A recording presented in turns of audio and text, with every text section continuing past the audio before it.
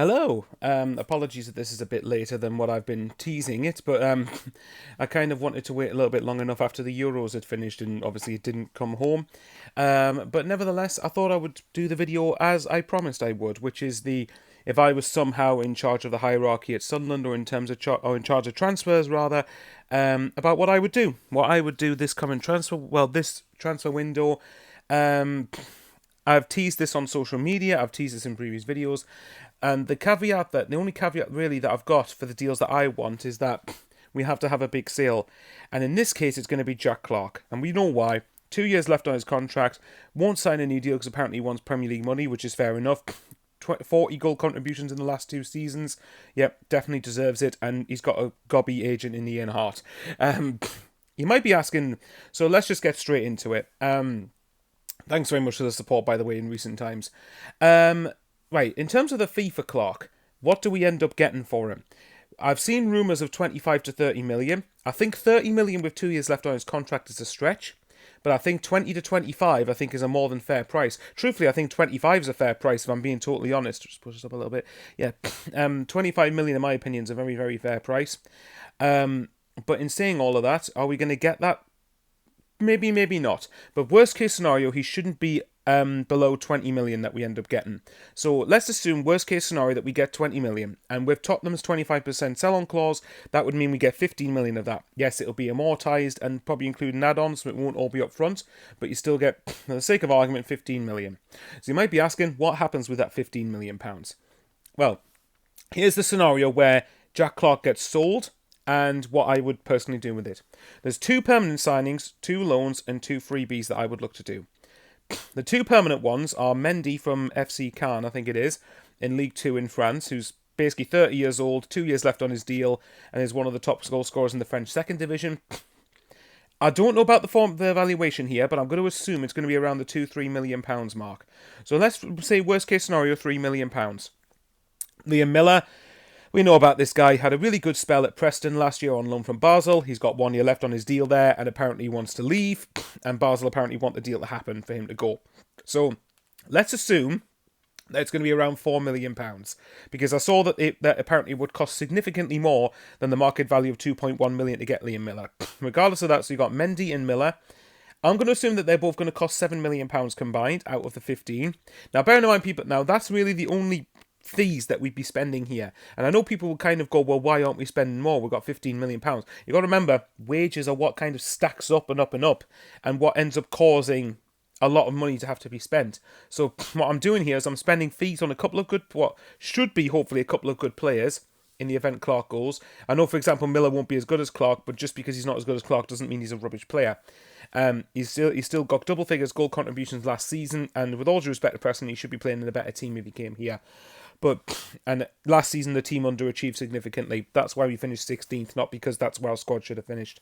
So you've got £8 million left to cover wages, basically. But I think the players I'm going to suggest are ones that people should like. I'll do the free agents first, and we'll get onto the loan ones. The free agents, the first one is John Egan. Now, I'm personally a big Luke O'Nien fan. I do think some Sunderland fans make him a scapegoat and just fault his mistakes without mentioning the good things, which I don't think is fair. I think he has saved us quite a lot of times in central defence. This, for me, is probably the least important out of all the positions left that need to be strengthened. But if an opportunity of someone like John Egan was willing to come here and was available, like he is on a free transfer, then that's totally fine. And I personally would like to try and push for this deal. Got experience of the Championship. He's 31 years old. I know we had injury problems last season, but I think he would definitely add something to us if he did come back. And I don't mind not splashing money or spunking money on 30 years old, in the main anyway, with transfer fees. But if you're going to go for the best free agents possible that can still contribute now, then I've got no problem with that. The other free transfer, now this is one where if Dennis Serkin or Adji Elise prove to be injury prone again, then this is where I think you might be looking to get another left back in. And for me, there's no better place to look really, or not much better place to look than Brandon Williams. I don't know if people would rate this signing or not, because he had a loan spell at Norwich, which didn't go particularly great, and his loan spell at Ipswich last season mustn't have gone particularly great, hence why he's gone back to Man United, but he's now been released from Man U, so he's a free agent now. And for me, I think he's a similar type of profile in terms of Roberts and Clark, not in position, but in terms of that he's gone to different clubs and has not settled really anywhere. And I think if we give him a home here, you might be surprised how good he actually could be.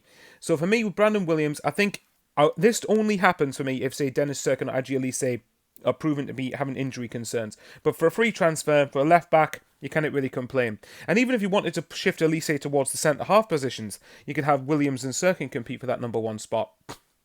But that's just what I think anyway. So far, buy Mendy and Miller and getting Egan and Williams for free transfers.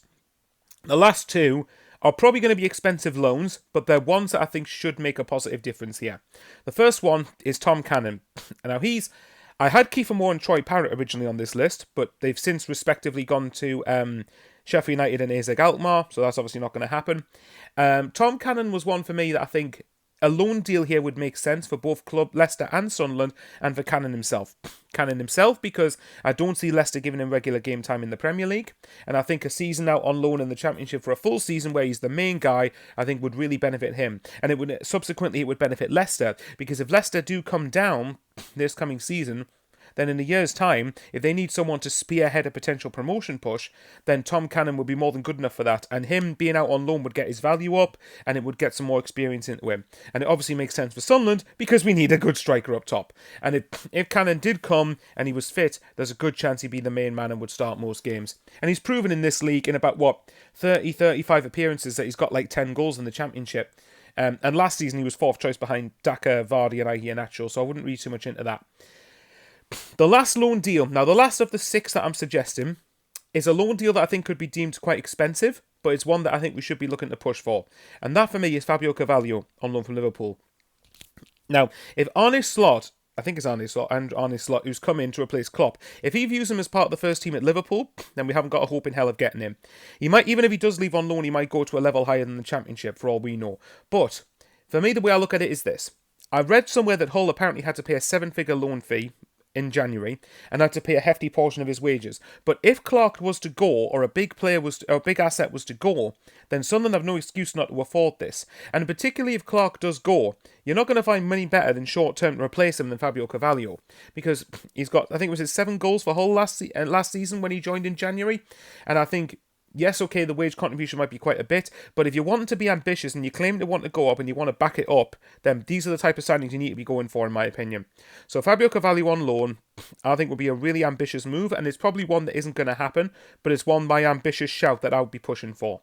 And as such, you could even get Divin Mbama coming into the club, because to quickly round it off with talks about outgoings, if, say, we got Miller or Carvalho or any like that, I'd be tempted to loan Romain Mundle out for a year. Maybe keep Bennett, possibly a second choice, although I wouldn't be against selling him, to be honest. Embleton and Matete, I think both need to go, because we're quite stocked in central midfield. So I think you'd have clubs high-end League 1, bottom-end Championship that would have both of them. I think Huddersfield would be a good shout for both of them, since they've just sold Badoni. But regardless, so to recap it, sign Liam Miller and Mendy, hypothetical combined fee of £7 million. John Egan and Brandon Williams on free transfers, and then Tom Cannon and Fabio Carvalho on loan. Maybe Divin Mbama as a backup striker, with Hamir and Mienda both going out on loan. Mundo possibly going out on loan if we've got options, and then Matete and Embleton get sold to raise a bit more cash. Now, the other quick scenario is if Clark stays, because I'm not as adamant with Clark going as I was before the window started, because he might like being the main man here. The only thing I'd say is that if he's going to stay and we don't go up, then we have to sell in a year's time to get some money for him. But then you're talking 10 to 15 million, I think, with a year left on his contract. Now, the other player you could sell is possibly Pierre Ekwa, only because he's been linked with Udinese. Job looks likely to stay. I think Neil looks likely to stay. Ballard possibly looking more likely to stay with his 6 weeks out injured. That leaves Pato, who I think will stay, and then you've got Trey Hume, who I think would possibly stay, but Hume could go. But if you sold Ekwa, and this is going to sound mental, but I think a fee of 7 to 10 million is fair for Ekwa. I know he had a shocking season last year for his standards, but what I would say is 3 years left on his contract, and he got 5 goals from a deeper midfield position. Clubs, I promise you, clubs will think that is worth a punt. Now, West Ham reportedly have a 35% sell-on fee, but if, say, you got 7 million, you could roughly get 4.5 million from that. If you sell Embleton and Matete, you could get about 6 million. That, in theory, can be enough to fund Cannon and Carvalho on loan, or the wages for Egan and Williams. That's just an example of what I wanted to do, but I wanted to try and sort of get an example of players that I think, yes, might be a bit more ambitious and a bit more expensive, but with a big player being sold, they should be quite realistic, really. If we're being honest, it should happen. I think. If you're wanting to claim, because the league I stand by is weaker next year, and Sunderland should have a great chance of at least finishing in the top 6 if we play our cards right. Anyway, but that's it, guys. That is my summer 2024 video. What do you guys think? Are my suggestions off? What do you think about the suggestions I've made? Respectfully tell me in the comments below what you think of these suggestions. Anyone else you'd look to sign? I think the majority of these signings are players that fans would be happy with, and if a big sale happens, they should be more than affordable, I think. But obviously, we'll wait and see what happens with incomings and outgoings. Anyway, guys, if you're watching the video, and particularly if you're not a regular subscriber and you're watching, if you think I've earned a sub from you, hit the like button and subscribe. It would mean a lot, because I'm trying to get to 6k in the near future. But let me know what you think, guys, and let me know for other ideas for videos up until the start of the season. Fingers crossed some of these signings come off. But anyway, take care, you lovely lot. Stay safe. And as always, how are the lads?